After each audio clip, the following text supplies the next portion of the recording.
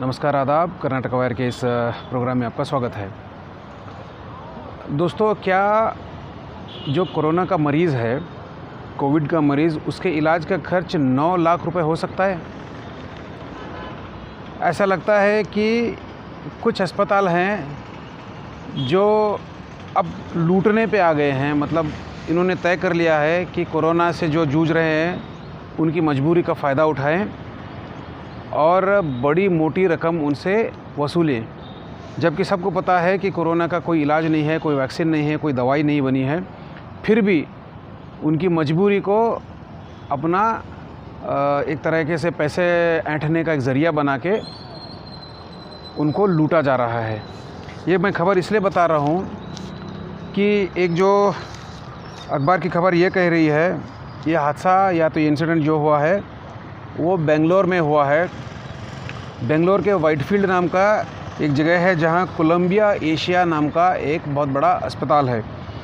वहाँ हुआ ये है कि एक 67 ईयर ओल्ड एक इंसान जिनको सांस लेने में दिक्कत हो रही थी, परेशानी हो रही थी, तो उनके एक भतीजे हैं जिनका नाम है कोई अब्दुल बशीर नाम का इंसान है। ये अब्दुल बशीर, इन्होंने अपने चाचा को, जब उनके चाचा ने कंप्लेंट की कि उनको सांस लेने में दिक्कत हो रही है, परेशानी हो रही है, तो उन्होंने कोलंबिया एशिया अस्पताल में इनको एडमिट किया। वहाँ लेके गए। लेके जाने के बाद अभी इनका सिर्फ प्रीलिमिनरी टेस्ट हुआ था, उसमें बाकी कोई एडमिट नहीं हुआ था, कोई और दूसरा इलाज भी शुरू नहीं हुआ था, और यहाँ तक कि कोविड का टेस्ट भी नहीं हुआ था अभी, इसलिए पता भी नहीं था कि उनको कोरोना है या नहीं है। फिर भी इनकी जो सिम्टम्स है, इस पे अस्पताल वालों ने उनको एडमिट किया। अभी एडमिट मतलब का पूरा उनका कोई ट्रीटमेंट भी शुरू नहीं हुआ था, बस उनका प्रीलिमिनरी इन्वेस्टिगेशन किया, उनको अस्पताल में रोका।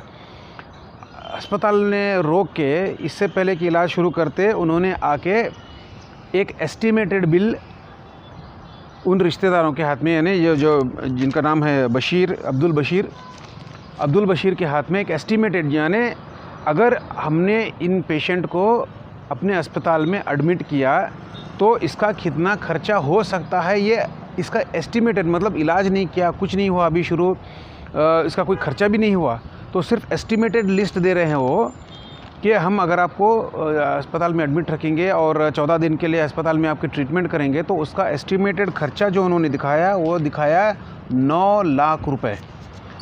और 9 लाख ये क्या है, मैं आपको बताता हूँ। 9 लाख किस चीज़ के 9 लाख रह रहे हैं। जो ब्रेकअप दिया है उन्होंने, ये बशीर साहब को जो ब्रेकअप दिया है अस्पताल ने, वो 9 लाख का ब्रेकअप में वो ये बोलते हैं कि 1,40,000 तो वेंटिलेटर का खर्चा, मतलब 1,40,000 ये वेंटिलेटर लगा रहे, 3 लाख रुपए के मेडिसिन्स और दूसरे जो दवाइयाँ इसकी ज़रूरत पड़ती है वो 3 लाख रुपए के ये बता रहे हैं। और उसके ऊपर से है 2 लाख रुपए का लेबॉर्ट्री का टेस्ट, जो लेबॉर्ट्री में जो टेस्ट होता है उसकी इन्वेस्टिगेशन के लिए 2 लाख रुपए।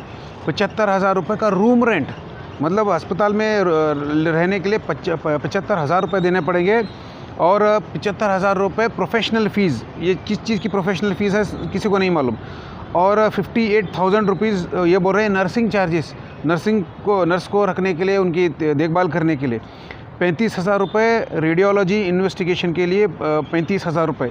उस तरह से फिर 25,000 रुपये का पैथोलॉजी और फिजियोथेरेपी पता नहीं किस चीज़ की फिजियोथेरेपी कर रहे हैं, 25,000 की फिजियोथेरेपी और दूसरे सर्जिकल इक्विपमेंट। इस तरह से इन्होंने जो अंदाज़न जो हिसाब लगाया है वो करीब 9 लाख रुपये का। जब ये 9 लाख रुपये का एस्टिमेटेड अमाउंट का जो रसीद है, अभी इलाज भी शुरू नहीं हुआ था, जो इनके सामने आई, तो ये लोग हैरान हो गए। उनको समझ में नहीं आ रहा कि ये किस चीज़ का। पहले तो वो बोलते हैं कि उनको समझ में नहीं आया कि एक्चुअली ये 9 लाख ही है या पढ़ने में कोई गलती हो रही है, लेकिन जब गौर से पढ़ा तो पता चला कि 9 लाख रुपए ही। जो अस्पताल से उन्होंने इंक्वायरी किया तो कहते हैं कि ये हमने एस्टिमेटेड दिया है, हो सकता है कि इससे ज़्यादा भी बिल आ जाए। अगर हम एक्चुअली उनका इलाज शुरू कर दें तो हो सकता है कि 9 लाख से भी ज़्यादा खर्च आ जाए। तो ये लोग हैरान हो गए, इनको समझ में नहीं आया कि ये अस्पताल में एडमिट करें ना करें, क्या करें। तो जब इन्होंने फिर अपने घर वालों से बात की और तय किया कि 9 लाख रुपए देके इनको अस्पताल में एडमिट करने की कोई ज़रूरत भी नहीं है, तो इन्होंने फिर किसी दूसरे अस्पताल वालों को, कि कोई चैरिटेबल अस्पताल है, उनको बात किया। तो कहते हैं कि उन्होंने कुल एस्टिमेट कुछ 25,000 का दिखाया, तो 25,000 में अस्पताल वालों ने उनको एडमिट कर लिया दूसरे अस्पताल में।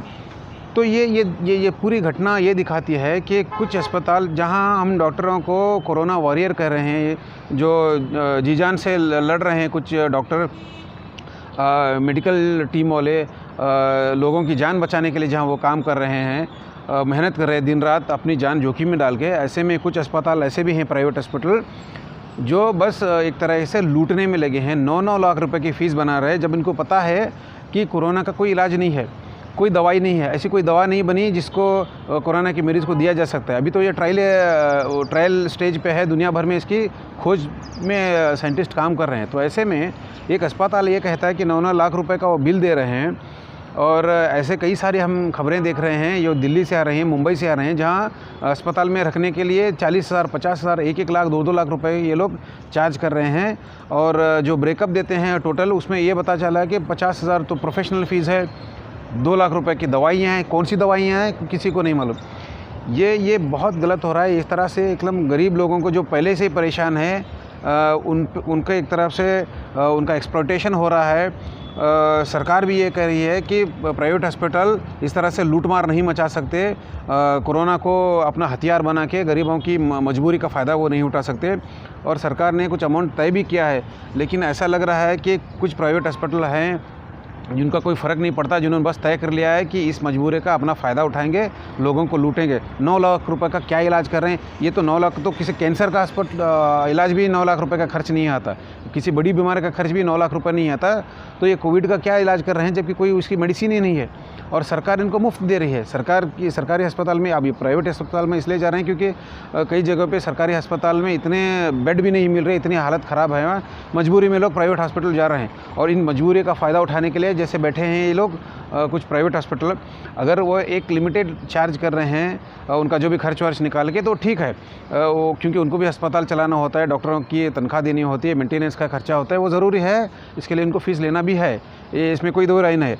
लेकिन इस तरह से लूट मचा के 9-9 लाख रुपए का, 10-10 लाख रुपए के अगर आप बिल बना रहे हैं, तो कई गरीब तो वो सोचेंगे कि इतना 9 लाख 10 लाख देने से अच्छा तो मर ही जाएँ, क्योंकि इनके पास पैसा ही नहीं उतना देने के लिए। वो कहाँ से लाएंगे? अपना सब घर-बार बेचो तो भी इलाज नहीं होगा, और किस चीज़ का इलाज कर रहे हैं जिसकी कोई दवाई ही नहीं बनी।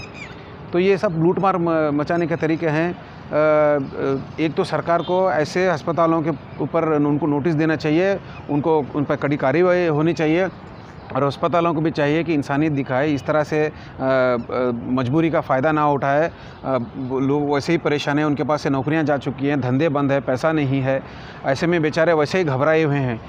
उसमें से जिनके पास पैसा नहीं है, फिर भी अब इलाज तो करवाना है, पैसा हो या ना, इलाज तो करवाना है। जो भी मुश्किल से गुज़र रहे हैं, उनको, जिनके पास पहले ही पैसे नहीं हैं, आप उनको 9-9 लाख रुपए का, 10 लाख रुपए का बिल देंगे तो बेचारे तो वो गरीब तो बिना इलाज के ही मर जाएंगे। और कोरोना से नहीं मरेंगे, किसी और वजह से हार्ट अटैक होकर, दिल का दौरा पड़ के, घबराहट में मर जाएंगे बेचारे। ये कोरोना से नहीं मरेंगे, क्योंकि कोरोना का कोई इलाज ही नहीं है, तो उनका क्या करोगे? तो ये बहुत सही उठता है। सरकार को चाहिए कि ऐसे अस्पतालों पे लगाम लगाए, रोक लगाए, कानूनी कार्रवाई करे, ताकि गरीबों की मजबूरी का, तकलीफ़ में जो रहने वाले हैं, उनका कोई फ़ायदा ना उठाए। अस्पताल भी थोड़ी इंसानियत दिखाए, क्योंकि कई लोग मानते हैं कि ये वो लोग हैं, डॉक्टर लोग, जो ज़िंदगियां बचाते हैं। तो अस्पतालों का काम बिल्कुल ज़िंदगियां लेना नहीं है, बल्कि देना है। उम्मीद है कि कम से कम दूसरे अस्पताल ऐसे सीखेंगे, समझेंगे, और इस तरह से गरीब की और मजबूर लोगों की, उनकी मजबूरी का फ़ायदा नहीं उठाएंगे। धन्यवाद।